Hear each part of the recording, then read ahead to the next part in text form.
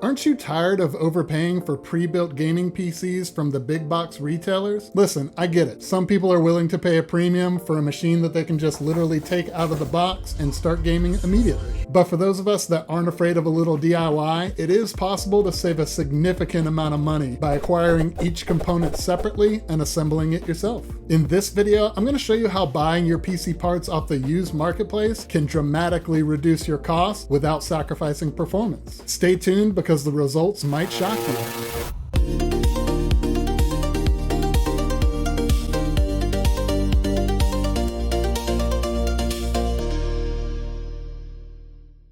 In the last video, I showed you how and where I bought all the components for my next PC build, most of which were included with this Omen 35L pre-built from Best Buy that the original owner purchased only 2 months ago. With a 4060 Ti and a Ryzen 8700G, its current retail price is over $1,500. The seller had this used on Marketplace for $400, but without a GPU or an SSD. But what it did have was a CPU, which is touted as having the best integrated graphics currently available.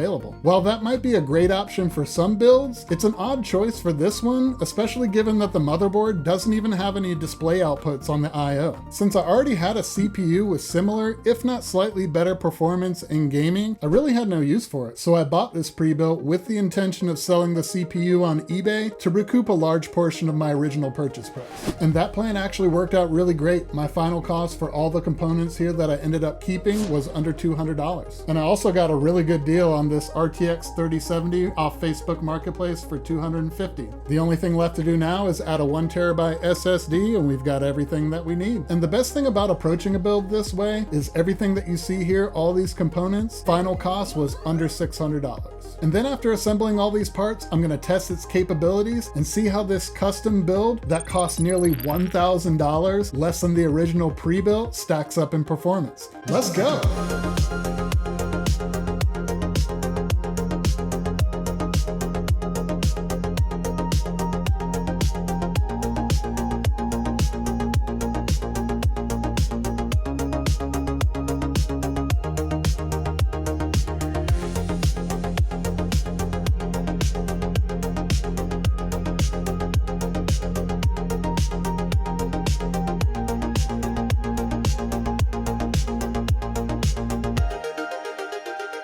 So now that all the components are installed, we'll need to load an operating system. For my last build, I downloaded Windows and put a copy on this thumb drive, and it worked out great. By simply inserting it into one of the USB ports, turning on the power button, Windows will be installed onto my SSD. After that, I simply go through the initial setup and we're good to go. I can finally get to testing this PC and see how it performs.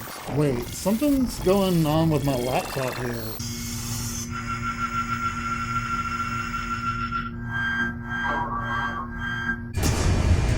Are you reading me?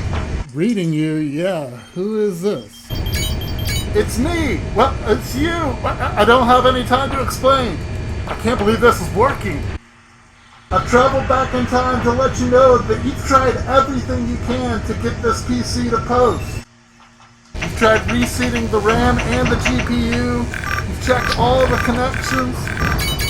Made sure that the PSU wattage is sufficient. It just won't work with these components. Really? But why? That doesn't make any sense. All these parts have either been tested or brand new right out of the box. That's true, but due to limited BIOS settings available for this motherboard, it actually only supports a couple CPUs, and they must have integrated graphics. Are you kidding me? Why would that be the case? There's not even a display output on this motherboard. That doesn't make any sense. Well, I guess that's on me. I should have checked compatibility before swapping the components. Are there any other compatible CPUs that are more affordable? No! Obviously the answer is no. Well, thanks for the heads up. I won't waste any more time. Guess I'll just come up with a different plan. Best of luck with the rest of the build, even though I already know the outcome. Wait, do I really go on to be a time traveler? If that was me, am I creating a paradox just by break the space-time? Has this become an unknown? Did I accidentally invent? Where did I get? Who was I shooting? Who was shooting at? Was it aliens? If that was me, has this become a paradox?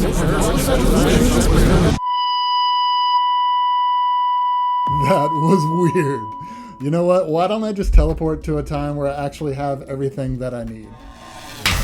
That's better. So here's the deal. In the past, this has been a pain point for HP Prebuilt owners. The company's use of proprietary hardware and the inability for users to change out their own components has definitely been a downside. But this particular pre-built configuration was supposed to actually mark an end to that. It's been advertised to have components and parts that are interchangeable. It's upgrade friendly with tool-free access and standard parts, so making tweaks is smooth and simple. But what I failed to see, even though the motherboard does accept an AM5 chipset, it won't just take any old Ryzen CPU. So I jumped back on the used marketplace online and actually found another used 8700G on Mercari. The seller had it listed at $190, I offered $150, they countered at $165, and I bought it. After the cost of shipping, my final cost was $190, which fortunately for me was actually $15 less than when I sold the previous CPU. And even though I'm not going to use it for this build, I did decide to keep this 7600 for a future project,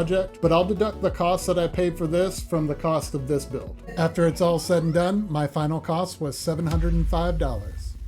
So I installed the new/old CPU and finally got the damn thing to post. And at the end of the day, after all the switching, swapping, reselling, ultimately I added a GPU and an SSD to this pre-build. Windows install was a breeze, and as you can see, the PC is up and running. I've installed all the necessary software to benchmark, and it's finally time to test the performance.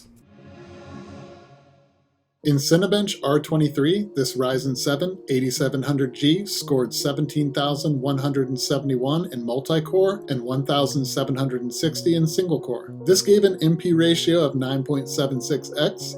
An ideal score is 10x, but this is still a very good result. Now to begin benchmarking the GPU.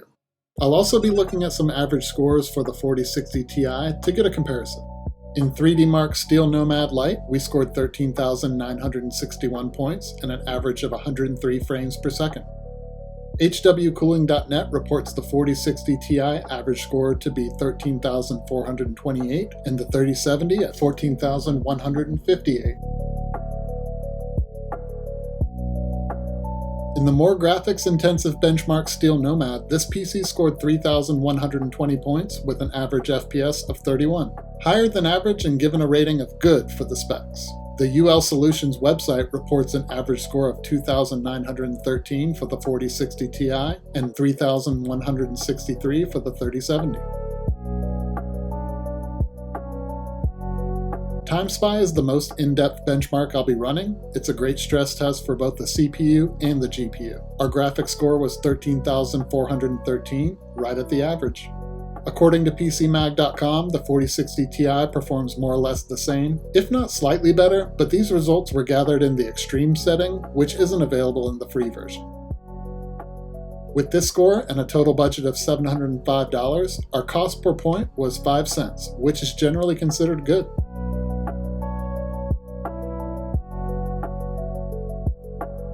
In Superposition, I used the high graphical setting and in 1080p had a score of 17,237 with an average FPS of 129.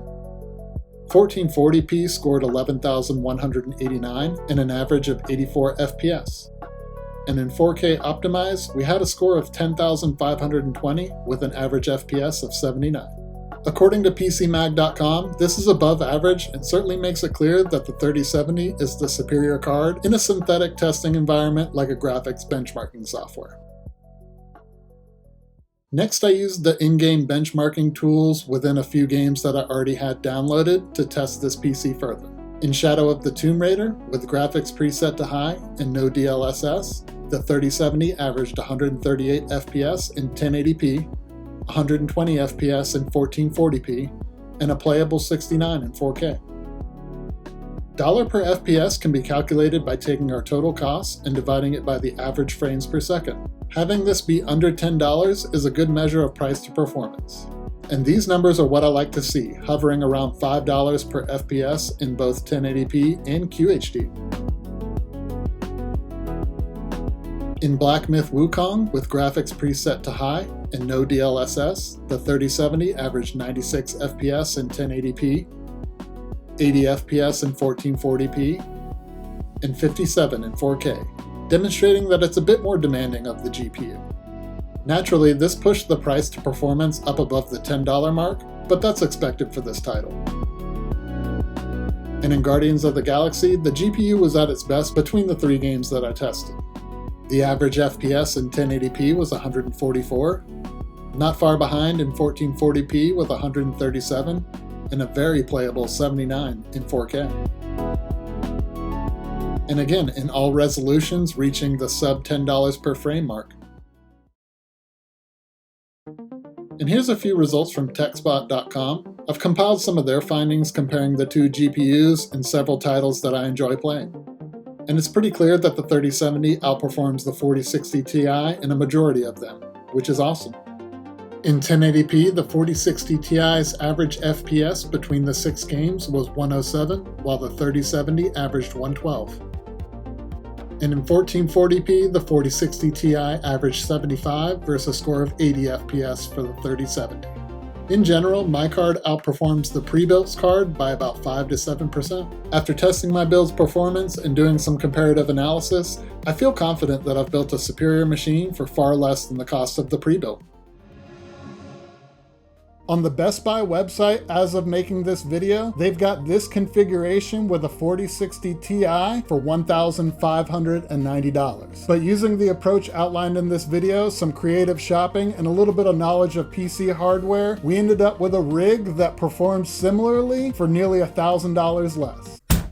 Now say what you will about the 3070 and its ability to handle new modern titles in the future. For the time being, it's a 1080p shredder and can handle 1440p just fine in many modern games for years to come. This just goes to show that getting into PC gaming does not have to be expensive. With a little ingenuity, you too can build an extremely competent machine for far less than what the big box retailers and manufacturers sell their pre-builds. If you've enjoyed this video, make sure to give it a quick thumbs up, as it does help this info reach many other people that may need to see this in order to realize that a good gaming PC should be attainable by anyone and everyone. And if you want to see more content just like this, make sure to hit the subscribe button. That's the best way to help me as a creator and ensure that the PC gaming culture continues to grow and thrive. Thanks again for watching, and continue to be a frugal user.